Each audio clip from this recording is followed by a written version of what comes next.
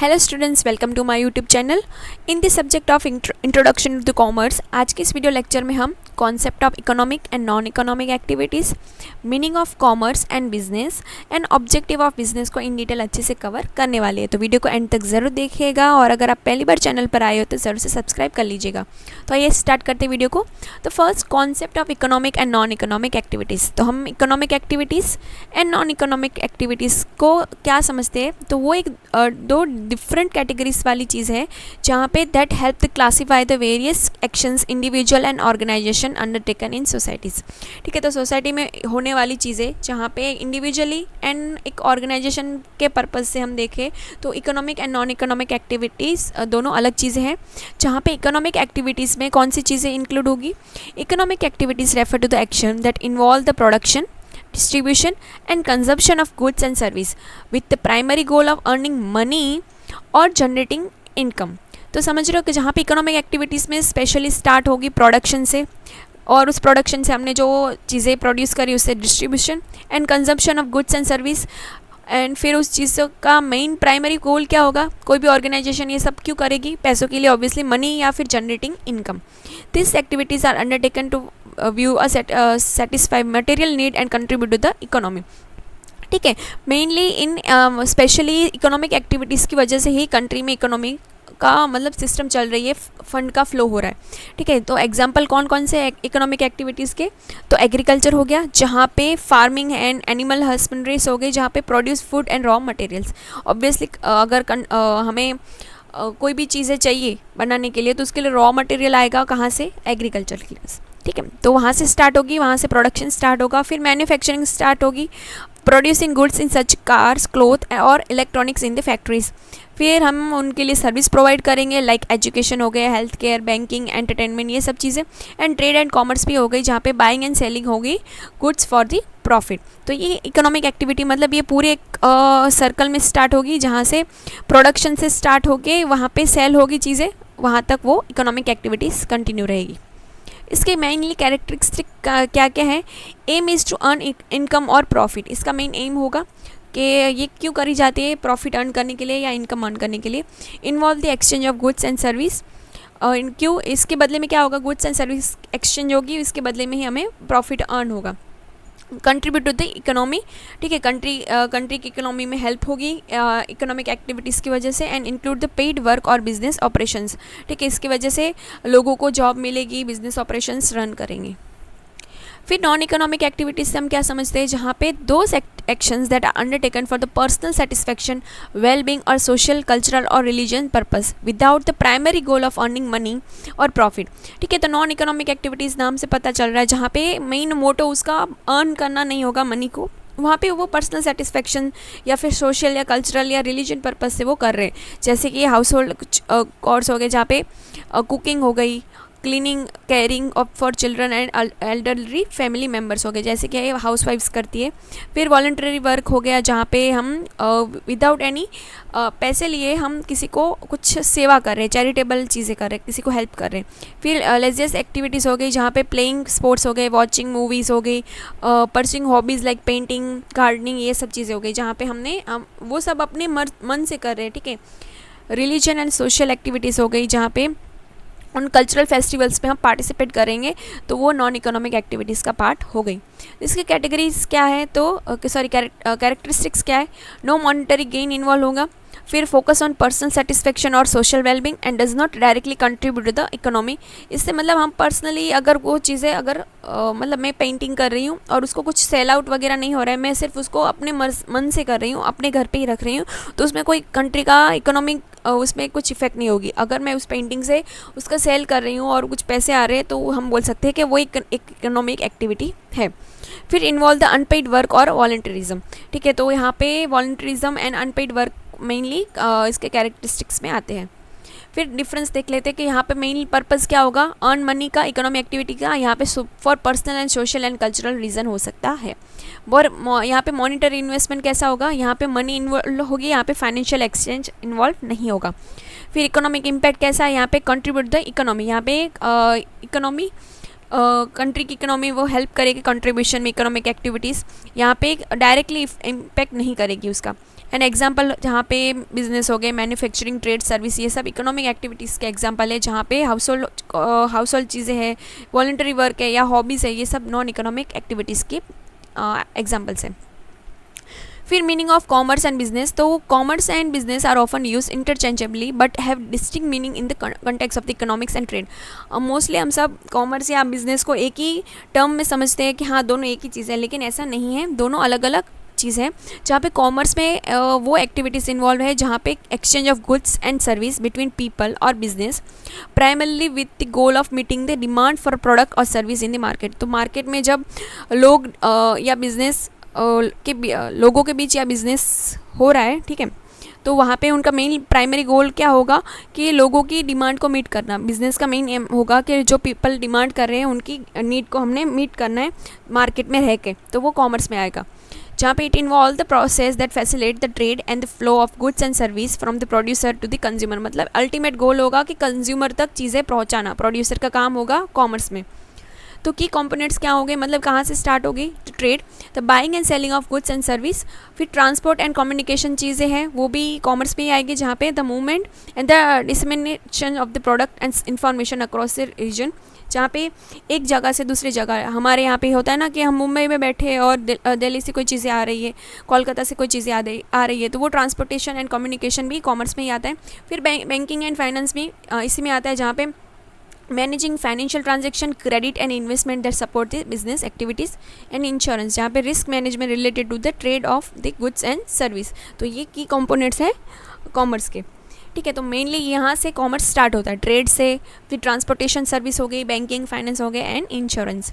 Examples mainly क्या है, retailing, start retailing, जहाँ पे goods directly to the consumer. Retailing में क्या होगा, रिटेलर शॉप्स हमने देखी हुई है हमारे घर के बाजू में, या फिर हमें जहाँ पे जो छोटी बड़ी चीज़ें चाहिए रहेंगी वो हमें जिस शॉप से मिल जाती है हम उससे बोलेंगे वो रिटेल शॉप है, ठीक है। होलसेलर क्या होगा, जहाँ पे selling goods in large quantity to retailer और दी अदर बिजनेस, जहाँ से रिटेलर खुद परचेस करते हैं चीज़ें, वो होगा होलसेलर।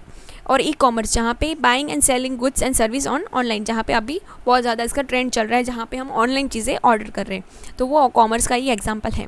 फिर बिजनेस से हम क्या समझेंगे, तो business refer to any activity और organisation that involve the production, sale और provision of goods and service with the aim of generating profit, ठीक है। मेन बिजनेस का एम प्रॉफिट से स्टार्ट होकर प्रॉफिट पे ख़त्म हो जाएगा, जहाँ पे प्रोडक्शन इन्वॉल्व होगी, सेल होगा उसका, गुड्स को और सर्विस को अल्टीमेट कंज्यूमर तक पहुंचाना, किस तरह से उनको ऑर्गेनाइज करना, वो सब चीज़ें बिजनेस में आएंगी। It encompass all the type of organisation whether they are small sole proprietorship और द लार्ज कॉपरेशन, ठीक है। छोटे बड़े कोई भी बिजनेस हो सकता है जहाँ पे commercial and non commercial operation दोनों रन करते हो और उनका कुछ वैल्यू या प्रॉफिट क्रिएट वहाँ पे होता हो। की एस्पेक्ट्स क्या होंगे बिजनेस के, प्रोडक्शन, जहाँ पे प्रोसेस ऑफ क्रिएटिंग गुड्स और सर्विस, तो वो प्रोडक्शन से स्टार्ट होगी बिजनेस। फिर मार्केटिंग एंड सेल्स जाएगी बिजनेस में, जहाँ पे प्रमोशन करना पड़ेगा हमें फॉर दी सेलिंग प्रोडक्ट को सेल करने के लिए हमें एडवर्टाइजमेंट करवाते हैं या फिर प्रमोशन एक्टिविटीज़ करते हैं, वो सब बिजनेस में ही होगा। फिर मैनेजमेंट, जहाँ पे प्लानिंग करेंगे, ऑर्गेनाइज करेंगे, कंट्रोलिंग करेंगे बिजनेस रिसोर्सेज को अचीव दी गोल्स, ठीक है। तो हमने पहले तो प्लान करना होगा कि प्राइस क्या रखेंगे, प्रोडक्ट किस टाइप का होगा, उसको हम किस तरह से ऑर्गेनाइज करके चलेंगे, और कंट्रोल करना पड़ेगा क्योंकि हमारे पास लिमिटेड रिसोर्सेज है, और लिमिटेड रिसोर्सेज से हमने सभी चीज़ों को मीट करना है, और हमारे पास पैसे भी तो ऐसे नहीं है कि बहुत ज़्यादा है, ठीक है। तो उन सभी चीज़ों को हमें कंट्रोल करके चलना है, तो वही मैनेजमेंट आ जाएगा बिजनेस में। फिर profit, financial gain achieve after expenses are deducted from the revenue, ठीक है। तो जहाँ पे जितने खर्चे करने के बाद हमारे हाथों में जो भी कॉस्ट खर्चे ये सब बात करने के बाद हमारे पास जो भी प्रॉफिट बचेगा वो हमारा रेवेन्यू कंसीडर करा जाएगा। एग्जाम्पल्स क्या है बिजनेस के, रिटेल स्टोर हो गए, ठीक है, shop selling goods to the consumers. फिर मैन्युफैक्चरिंग कंपनीज हो गई, factory producing items like electronic, future और क्लोथिंग, तो ये सब बिजनेस ही है, बिजनेस रन कर रही है ये सब manufacturing companies. And service provider हो गए, जैसे कि कंसल्टिंग फर्म हो गए या फिर रेस्टोरेंट्स प्रोवाइडिंग सर्विस हो गई ये टू कस्टमर, तो ये सब सर्विस प्रोवाइडर्स हो गए, बिजनेस कर रहे हैं ये सब, ठीक है। तो दोनों में डिफरेंस क्या है, मेनली डेफिनेशन क्या बोलती है कॉमर्स की, the exchange of goods and service, जबकि कॉमर्स बिजनेस में क्या बोला है, overall activity of producing, buying, selling of goods and service of the for the profit. तो बिजनेस में सभी चीज़ें आ जाती है, जबकि कॉमर्स में गुड्स एंड सर्विस की ही बात करी गई है। तो बिजनेस वाइड टर्म है और कॉमर्स उसके अंदर आ जाता है। फिर स्कोप कितना है, सॉरी ये उल्टा है, कॉमर्स ब्रॉडर कॉन्सेप्ट है, इंक्लूड द ट्रेड हो गया, फाइनेंस, इंश्योरेंस, ये सब आ जाएगा, जबकि बिजनेस ही नैरो कॉन्सेप्ट है जहाँ पे सिर्फ प्रॉफिट पे फोकस करा जा रहा है। ठीक है, कॉमर्स में बहुत सारी चीज़ें, क्योंकि हमने ट्रेड भी आ जाएगा, फाइनेंस, इंश्योरेंस, ये सबसे रिलेटेड चीज़ें आ जाएंगी, जबकि बिजनेस का सेम एम क्या होगा कि प्रोड्यूस करना चीज़ों को और उसको गुड्स एंड सर्विस को अल्टीमेट कस्टमर तक पहुँचाना और प्रॉफिट अर्न करना। फिर इन mainly focus facilitate the trade and the movement of the goods and service, यहाँ पे managing production, marketing and profit generation main aim होगा उसका। एग्जांपल इंटरनेशनल ट्रेड हो गया, बैंकिंग, ट्रांसपोर्ट हो, ये सब कॉमर्स का एग्जांपल है, जबकि बिजनेस के रिटेल शॉप, मैन्युफैक्चरिंग प्लांट और सर्विस बिजनेस, ये सब बिजनेस के एग्जांपल्स हैं। ठीक है, तो इन समरी में हम क्या समझ रहे हैं कि commerce is a broader concept that involve the exchange of goods and service including all activities that support the trade. तो ट्रेड करने में जो भी एक्टिविटीज़ सपोर्ट करेगी तो वो सब कॉमर्स में आएगी, वो ब्रॉडर कॉन्सेप्ट में आ जाएगा, जहाँ पे हमने इंश्योरेंस, फाइनेंस, ये सब चीज़ें आ जाती है। जबकि बिजनेस में क्या होगा, एक्चुअल एक्टिविटीज़ यहाँ पे करी जा रही है ऑर्गेनाइजेशन में, जहाँ पे production and sales of the goods and service की बात होगी, जो इसका मेन एम हो जाएगा प्रॉफिट अर्न करना। ऑब्जेक्टिव क्या है बिजनेस के, the main objective of business revolve around the generating profit and creating value for the stakeholders, but this objectives can be broadly categorise into the following. ठीक है, तो mainly हम बोल सकते हैं कि ये बिजनेस कर रहा है तो उसका मेन एम क्या होगा, प्रॉफिट अर्न करने का, लेकिन उसके अलावा भी बहुत सारी चीज़ें होती है, जैसे कि पहले तो प्रॉफिट मैक्सिमाइजेशन, मेन एम यही है जहाँ पे अर्न प्रॉफिट करना। Profit is essential for the sustainability and growth of the business, it allow the business to reward its owner, reinvestment in the company and expand the operation. अगर profit ही नहीं होगा तो honour को कुछ मिलेगा ही नहीं। ठीक है, तो वो री इन्वेस्टमेंट कैसे करेगा उस कंपनी में, और ज़्यादा एक्सपांड कैसे करेगा, ठीक है, और ज़्यादा उसमें इन्वेस्ट कैसे करेगा। ठीक है, तो business aim to maximise profitability by minimising cost, कैसे कर सकती है प्रॉफिट मैक्सिमाइजेशन, मिनिमम उनको कॉस्ट हो, increasing sales and enhancing operational efficiency. ठीक है, अपने एफिशिएंसी को और भी बढ़ाए, अपने जो वहाँ पे काम करने वाले वर्कर है वो और भी एफिशिएंसी से काम करे, वेस्टेज कम करे, तो उनको प्रॉफिट मैक्सिमाइजेशन हो सकता है। फिर वेल्थ क्रिएशन भी है, जहाँ पे business create wealth not only for its owner but also its for the employee, investor and the broader economy. ठीक है, तो वेल्थ क्रिएशन, अभी प्रॉफिट मैक्सिमाइजेशन नहीं, अभी वेल्थ मैक्सिमाइजेशन का कॉन्सेप्ट बिजनेस में बहुत चल रहा है, जहाँ पे ऑनर सिर्फ अपने लिए नहीं सोच रहा है, एम्प्लॉयज़ के लिए भी सोच रहा है, इन्वेस्टर्स के लिए भी सोच रहा है, मतलब अल्टीमेटली ब्रॉडर कॉन्सेप्ट से वो सोच रहे हैं। Business activity assets are generated and the wealth is distributed in the form of wages, dividend and reinvestment. ठीक है, तो उनका कौन कौन से प्रकार हो सकते हैं, वेजेस के फॉर्म में, डिविडेंड दे के, या फिर री इन्वेस्टमेंट करके वेल्थ क्रिएशन वो कर रहे हैं business. This objective also include the contributing to the national economic growth and development. तो इससे अल्टीमेटली क्या होगा कि नेशन का ही फायदा होगा इकोनॉमिक ग्रोथ एंड डेवलपमेंट में।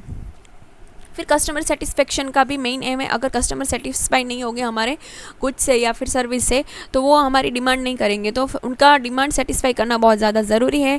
ठीक है, customer satisfaction is essential for long term success and it lead to the customer loyalty, repeat business and the positive word of the mouth। ठीक है, वहाँ पे पॉजिटिवली लोग फीडबैक दे कि यार ये प्रोडक्ट तो परचेस करने जैसा है, रिपीट बिजनेस हो, तो वही कस्टमर सेटिस्फेक्शन बिजनेस के लिए आजकल बहुत ज़्यादा ज़रूरी है, क्योंकि कंपटीशन बहुत ज़्यादा मार्केट में है। तो उस कंपटीशन को मीट करने के लिए हमारे कस्टमर लॉयल होने चाहिए हमारे प्रोडक्ट के लिए। फिर इनोवेशन एंड डेवलपमेंट करना बहुत ज़्यादा ज़रूरी है, क्योंकि अगर एक्सिस्टिंग प्रोडक्ट में हमने कुछ इनोवेशन नहीं किया तो कॉम्पिटिटर उस चीज़ का फ़ायदा उठाएगा और कुछ नई चीज़ें लाएगा, तो हमारा प्रोडक्ट आउटडेटेड हो जाएगा। तो इस सिचुएशन में क्या होगा कि एकदम कलाकार कंपटीशन में हमें वो चीज़ों को समझना है कि इनोवेशन हमारा कितना ज़रूरी है, तो वो हमारे बिजनेस में हेल्प करेगा stay relevant and the meet evolving market demand. तो मार्केट में जो डिमांड है उसके अकॉर्डिंग हमें कैसे काम करना है वो हमें सिखाएगा। This include the research and development to bring a new idea and solution to the market. उसके लिए बिजनेस में रिसर्च एंड डेवलपमेंट टीम को वहाँ पे रखना चाहिए, जो हमें बार बार अच्छे इनोवेशन एंड डेवलपमेंट के आइडियाज़ हमें प्रोवाइड करें। फिर सोशल रिस्पॉन्सिबिलिटी सबसे मेन चीज़ है जो आजकल फोकस करने जैसी है, कि हमने एनवायरनमेंट से कुछ लिया है, ठीक है, तो एनवायरनमेंट को वापस देना है। जैसे कि आजकल CSR एक्टिविटीज़ करवाती है, कॉर्पोरेट सोशल रिस्पॉन्सिबिलिटी, जहाँ पे उनकी एक्टिविटीज़ होती है कि उनको कुछ सोसाइटी से लिया है तो उनको देना है, कुछ स्वच्छता के रिलेटेड हो गया या एजुकेशन से रिलेटेड हो गया, पर एनवायरनमेंट से रिलेटेड हो गया, ठीक है, तो पॉजिटिव कॉन्ट्रीब्यूशन देना है सोसाइटी को वापस से to reputation for the long term viability. ठीक है, तो इससे क्या होगा, कहीं ना कहीं आप लोगों ने भी देखा होगा कि पर्टिकुलरली XYZ कंपनी ने ये चेयर बना, मतलब यहाँ पे सिटिंग के लिए कुछ बना के दिया है, या फिर ये पर्टिकुलर डस्टबिन इस कंपनी से है, या फिर एजुकेशन के लिए ये इतने परसेंटेज वो देते हैं पैसे। तो इन सब से रिलेटेड ये सब क्या है, सोशल रिस्पॉन्सिबिलिटी एक्टिविटीज़ वो बिजनेस कर रहे हैं। फिर ग्रोथ एंड एक्सपेंशन, जहाँ पे business growth is essential for long term sustainability. This can be achieve through the market expansion, increase market share, product diversification और एंटरिंग न्यू जियोग्राफिकल रीजन। ठीक है, तो ग्रोथ एंड एक्सपेंशन कैसे होगा, हम current market को कैप्चर कर रहे हैं, साथ साथ में और भी जगहों में हम थोड़ा इनोवेशन लाए या फिर थोड़ा रिस्क ले, इंक्रीज़ करें अपना मार्केट शेयर। ठीक है, प्रोडक्ट डाइवर्सिफिकेशन पे जाए। ठीक है, एक ही प्रोडक्ट चेन पे ना जाके और भी ज़्यादा उसी प्रोडक्ट में और भी डाइवर्सिफिकेशन लाने की कोशिश करें, या जो जियोग्राफिकल रीजन को हम मतलब अभी हम सिर्फ महाराष्ट्र रीजन में काम कर रहे हैं, लेकिन हम गुजरात रीजन में भी जा सकते हैं। तो ठीक है, तो वो जियोग्राफिकली हम चीज़ों को समझने की कोशिश करें, तो वो भी ग्रोथ एंड एक्सपेंशन में आ जाएगा। जिससे क्या होगा, स्केलिंग ऑपरेशंस बढ़ेंगे, इन्वेस्टिंग न्यू टेक्नोलॉजी में इन्वेस्ट करेंगे हम, and increase the production capacity. फिर एम्प्लॉय वेलफेयर भी मेन है, जहाँ पे business should provide a safe, rewarding and motivating work environment for its employee. ठीक है, वहाँ पे काम करने वाले लोगों को भी लगना चाहिए कि मेरी कुछ वैल्यू है, मुझे सेफ फील होना चाहिए, मुझे रिवॉर्डिंग फील होना चाहिए, मोटिवेशन मिलना चाहिए कि मुझे यहाँ पे मेरे ऑर्गेनाइजेशन के जो गोल्स है उसको अचीव करने, उसका मुझे अल्टीमेटली मुझे ही फ़ायदा होगा। Ensuring job satisfaction, good compensation and career development opportunity are important objective. Happy, well-treated employees contribute to improve productivity and morale. ठीक है, तो जितने ज़्यादा वहाँ पे काम करने वाले लोग हैप्पी होंगे, उतना जल्दी उनके ऑब्जेक्टिव जल्दी फुलफिल होंगे। ठीक है, तो ये ध्यान रखना है, ये भी एक अभी बिजनेस का ऑब्जेक्टिव में इंक्लूड होता है। तो आई होप से इस वीडियो से हेल्प मिली होगी आपको। Thanks for watching.